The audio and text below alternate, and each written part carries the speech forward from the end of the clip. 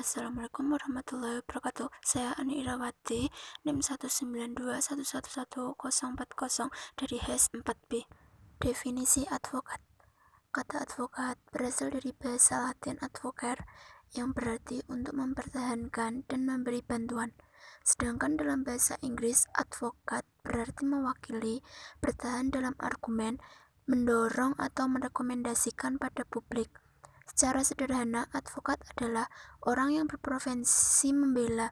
Semula, istilah profesi pengacara hanya digunakan untuk mereka yang menjalankan khusus hukum acara di pengadilan.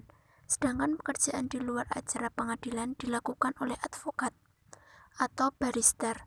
Akan tetapi, sekarang di semua negara perbedaan antara profesi advokat atau advocate atau barrister dan pengacara atau prosuner atau secretary sudah hilang, dan sekarang digunakan istilah advokat atau advokat atau lawyer.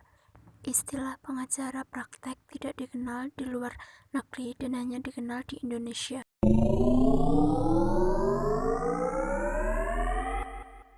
Ciri khusus profesi advokat. Yang pertama, harus ada ilmu yang dikelola di dalamnya. 2. Harus ada kebebasan dan tidak ada hubungan dinas. 3. Harus mengabdi kepada kepentingan umum dan mencari kekayaan tidak boleh menjadi tujuan utama. 4. Harus ada client shareholding, yaitu hubungan kepercayaan antara advokat dan klien. Yang kelima, harus ada kewajiban merahasiakan informasi yang diterima dari klien.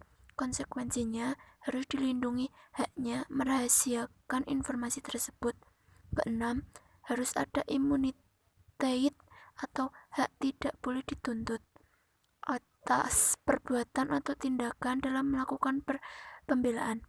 Yang ketujuh, harus ada kode etik dan peradilan kode etik oleh suatu dewan kehormatan. 8. Boleh menerima honorium yang tidak meski seimbang dari hasil pekerjaan atau banyaknya usaha atau jeripaya seorang upaya yang dicurahkan. 9. Harus ada kewajiban menolong orang yang tidak mampu. Yang selanjutnya adalah ciri umum. Ciri umum yang pertama, pelayanan hukum. Kedua, keahlian atau khusus. Ketiga, sumpah. Keempat, kode etik.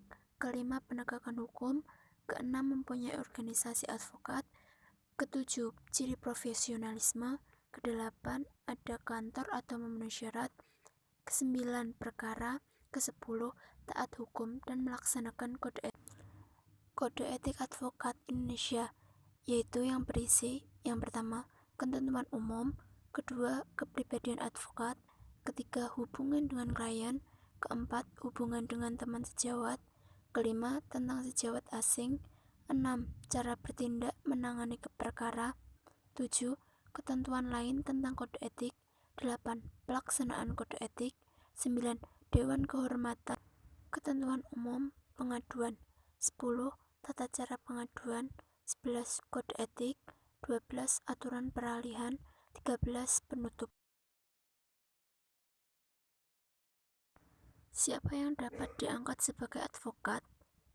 Yang dapat diangkat sebagai advokat adalah sarjana hukum berlatar belakang pendidikan tinggi hukum dan setelah mengikuti pendidikan khusus profesi advokat yang dilaksanakan oleh organisasi advokat. Berlatar belakang pendidikan tinggi hukum. Pasal 2 ayat 1 adalah lulusan 1. Fakultas Hukum, 2. Fakultas Syariah, 3. Perguruan Tinggi Hukum Militer, 4. Perguruan Tinggi Ilmu Kepolisian. Cara bertindak menangani perkara. Surat-surat yang dikirim teman sejawat dalam suatu perkara dapat ditunjukkan kepada hakim apabila dianggap perlu, kecuali surat-surat itu dibubuhi catatan sans prédiction. Yang pertama, isi pembicaraan atau korespondensi dalam rangka upaya perdamaian antara advokat akan tetapi tidak berhasil, tidak dibenarkan untuk digunakan sebagai bukti di pengadilan. 2. Dalam menghadapi sebuah perkara yang sedang berjalan atau perdana Advokat hanya dapat menghubungi hakim apabila bersama-sama pihak lain atau jaksa penuntut hukum. Apabila mengirimkan surat termasuk yang bersifat ad informandum, maka seketika itu hendaknya menyampaikan tembusan kepada advokat pihak lawan.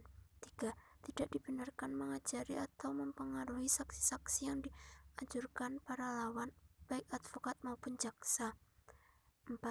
Apabila seorang advokat mengetahui bahwa pihak lawan telah menunjuk seorang advokat, maka pembicaraan mengenai perkara itu hanya boleh dilakukan melalui advokat lawan tersebut. 5. Advokat bebas mengeluarkan pernyataan di dalam sidang pengadilan dalam rangka pembelaan dan memiliki imunitas hukum baik perdata maupun pidana, wajib memberikan bantuan hukum. Tanggung jawab advokat: menegakkan keadilan, menegakkan supremasi hukum, menjunjung tinggi kode etik profesi advokat. Tanggung jawab inilah yang merupakan pilar utama dari pengabdian seorang advokat, sehingga membutuhkan keahlian dan kemampuan yang mumpuni dalam mengawalinya. Sekian yang dapat saya sampaikan.